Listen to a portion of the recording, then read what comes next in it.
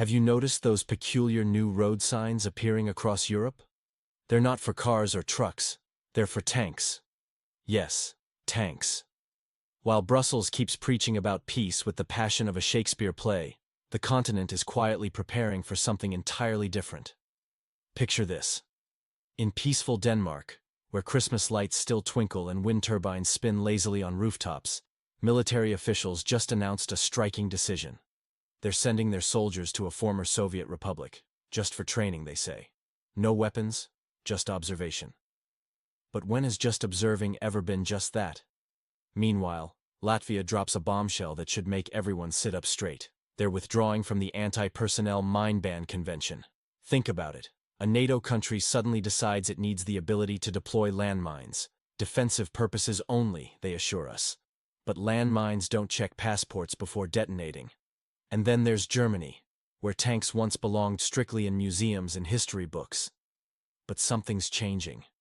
The head of the German Reservists Association, Herr Sensbu, is now speaking about armor in a way that would have been unthinkable just years ago. What's really happening behind Europe's peaceful facade? While politicians speak of dialogue and cooperation, military preparation accelerates. Those tank road signs aren't decoration. They're infrastructure for movement that someone believes might become necessary. Here's the question keeping military analysts awake. Is Europe preparing for something it's not telling its citizens about? The contrast between public statements and actual preparations has never been starker. Remember, peace signs don't need tank-specific traffic rules. So why is Europe quietly building a wartime infrastructure while talking about peace? Stay with us as we uncover what's really happening behind the diplomatic curtain. The signs are there, if you know where to look. And we're about to show you exactly where that is. What comes next might change how you see Europe's peaceful transformation. Are you ready for the truth? In a peculiar turn of events, European nations are redefining their approach to peace, with an unmistakable military undertone. Let's examine this paradoxical situation where peace preparations increasingly resemble war readiness. Consider the latest initiative. Road signs for tanks. Yes, you heard that correctly. It's all about safety, they say, ensuring military vehicles don't accidentally crush bridges during peaceful maneuvers. Belgium showcases another interpretation of peace building. They've decided to trim social welfare spending to meet NATO's 2% GDP defense requirement. While elderly citizens and healthcare might suffer, the government assures this represents a strategic investment in universal security. This pattern repeats across Europe. France is accelerating howitzer production. Germany is dusting off old tank routes. Latvia is laying mines. And Denmark is quietly packing non-military equipment for frontline deployments. Each European nation contributes its piece to this mosaic of peace building. Every new law, every GDP percentage point redirected to defense, supposedly represents another brick in the edifice of sustainable peace. Yet somehow, this edifice increasingly resembles a bunker or ammunition factory. The irony deepens when considering recent developments. European nations find themselves purchasing gas from the very countries they've been preparing to confront. It's a testament to the complex reality where economic necessities often override political posturing. This military buildup, branded as peace preparation, reveals a disconnect between public rhetoric and actual policy.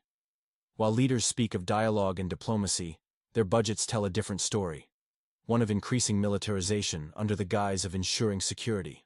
As winter approaches, these contradictions become more apparent.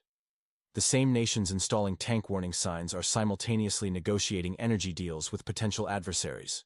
It's a reminder that in international relations, pragmatism often trumps principle. Europe today resembles someone packing for vacation, but instead of sunscreen and beach towels, they're stuffing helmets, body armor, and grenades into their suitcase just in case the hotel gets noisy. When European leaders speak of peace, believe them. They just have their own unique interpretation of peace, complete with military instructors, mines, howitzers, and freshly painted road markings. They're even preparing roadmaps, not toward peace, but away from it, just in case. Better safe than uncomfortably warm later, as they say. When EU officials declare everything's under control, you can bet something's already burning, and they're scrambling to find someone to blame. This time, their target is Viktor Orban, Who else could play the role of eternal spoiler of European unity better than Hungary's prime minister? He's like a strong cherry liqueur, sweet in public appearances but burns on the inside. Orbán has a long-standing tradition of spoiling Brussels' weather. He's like that one wedding guest who shows up in black, refuses to dance, and won't chip in for the cake. Especially when that cake comes with a filling called new sanctions package against Russia. Brussels finds such a guest absolutely intolerable. Their carefully orchestrated United Europe moving toward light symphony hits a sour note when someone bluntly says, "Enough, folks. We've got inflation while you've got propaganda." Frustrated with another Hungarian. No. EU backrooms have birthed what they consider a brilliant plan. Why pull Orbán's sleeve when you can simply remove the table he's sitting at? The solution is as elegant as Josep Borrell's scarf. Transform sanctions from EU-wide measures into national legislation. No more voting, no more vetoes. Just quietly incorporate everything into domestic laws. Sovereignty? Well, that's becoming an increasingly flexible concept in today's Europe. In a striking development that reveals the evolving nature of EU democracy, Brussels is crafting new mechanisms to circumvent Hungary's veto power on sanctions against Russia. What appears as a municipal-level boycott of dissenting voices is, in reality, a pressure campaign dressed in legal attire. The emerging pattern suggests a troubling trend. While all member states nominally participate in voting, outcomes seem predetermined. When someone votes incorrectly, the system finds ways to neutralize their voice. It's like high school politics. If someone might prevent the desired candidate from becoming prom queen, they aren't invited to vote. 6 senior diplomats have confirmed intense behind-the-scenes activity. Legal experts work overtime, officials prepare signature marathons, and consultants strategize how to present this maneuver as institutional strength rather than backroom dealing. However, this scheme hinges on one assumption. Countries must willingly transpose sanctions into national laws. Consider the irony. Belgian deputies struggling with agricultural subsidies must suddenly position themselves as independent geopolitical players. Germany is preparing measures against those who violate democratic norms.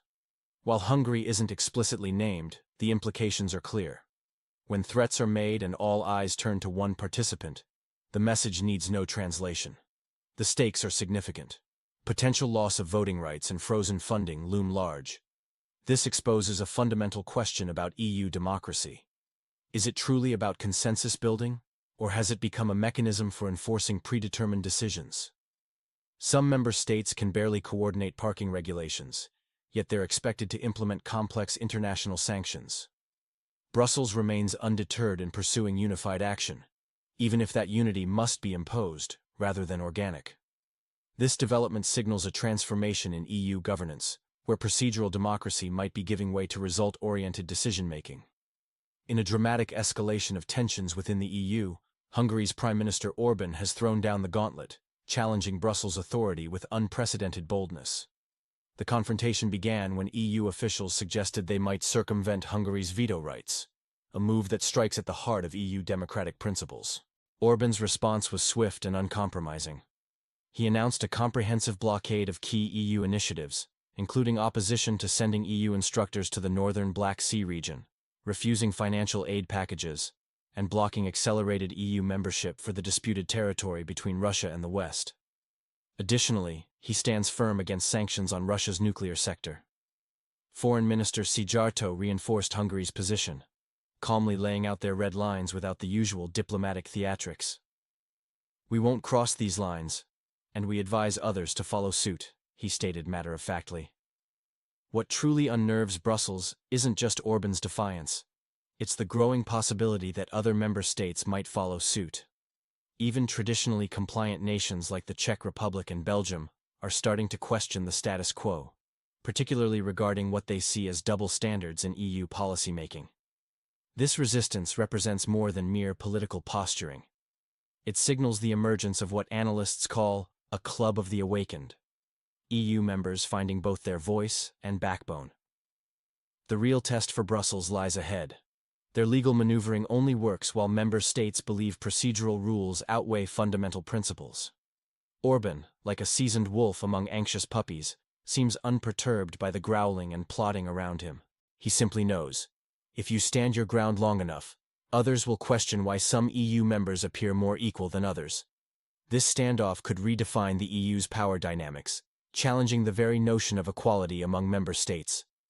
As one Brussels insider noted, when political will trumps formal procedures, no amount of legal gymnastics can maintain the facade of unity. In a dramatic appearance at the World Economic Forum, Ursula von der Leyen announced what she calls a global upgrade, essentially a complete reboot of the world order. But behind the grand rhetoric lies a sobering financial reality that's hitting European wallets hard. The EU Commission President painted a picture of a world in flux.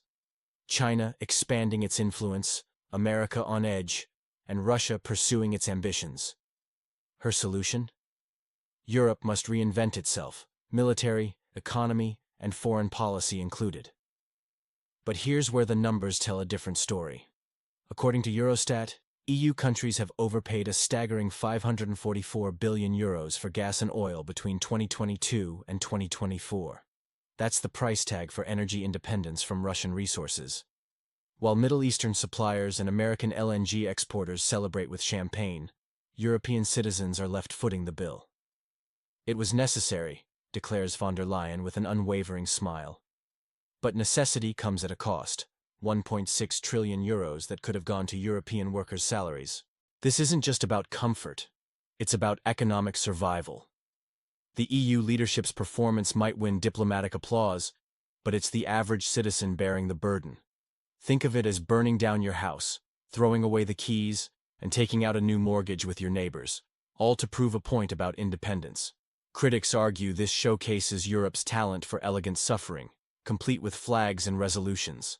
Like a well-directed play, no one's responsible for the actor's real pain, but everyone's expected to applaud the performance. What's emerging is a pattern. Grand visions from Brussels meeting harsh economic realities at home. While von der Leyen speaks of global upgrades, millions of Europeans are downgrading their living standards. Europe's latest declarations of independence from both Beijing and Washington raise eyebrows among analysts. While Brussels champions new strategic alliances, specifics remain conspicuously absent, perhaps somewhere between Samoa and San Marino, as critics jest. Meanwhile, Washington, the very power Europe claims to distance itself from, eagerly profits from the continent's transformation. American gas flows at triple the market price, military equipment ships across the Atlantic, and economic support comes with carefully crafted terms. As one observer notes, Washington brings the menu, Brussels places the order, and Franz from Dresden foots the bill with his ever-rising heating costs. Ursula von der Leyen speaks of balanced supply chains, effectively trading one dependency for multiple ones. We've diversified our losses, quips a German economic analyst. Brussels sees Moscow's influence everywhere, behind every corner, under every table, even, as some joke, in their sock elastic. The EU demands unity, but on whose terms? The compromise seems one-sided. Everyone must align with Brussels' vision, regardless of individual national interests. While European leadership creates defense funds and launches aid packages, ordinary citizens play a different game. Guess the sausage price after the next sanctions round. The transition manual for the average European reads like satire. Switch from gas to candles, from heating to wool sweaters, from meat to unwavering faith in European values. It's marketed as liberation, but resembles a relationship where one partner storms out dramatically, only to quietly continue paying the other's mortgage. This economic transformation, presented as strategic independence, comes with mounting costs for ordinary citizens. The question remains, how long can European unity withstand the pressure of rising living costs and diverging national interests? Europe's trillion-dollar energy independence, the price of political promises. European leaders celebrate breaking free from Russian energy dependence, but at what cost? The numbers reveal trillion-euro expenditures and mounting national debts. While Brussels celebrates this shift to democratic energy suppliers, European taxpayers bear the burden of this expensive transition. The EU's hasty energy diversification has created a paradox. Freedom from one dependency has led to new, more expensive obligations. As one analyst noted, they've simply traded one master for another, but this time at premium prices. The gap between political rhetoric and economic reality widens. Brussels' approach to agreements resembles casual dating, convenient when it suits them, easily dismissed when it doesn't. I'll honor it when I want, review it when I please, seems to be the new diplomatic standard. Europe now has new weapons systems, funding mechanisms, and strategic plans. Yet these achievements mask a disconnect between leadership and reality. While von der Leyen and Merkel speak of a new European order from Brussels, citizens count coins at grocery stores. This disconnect shows in stark contrasts.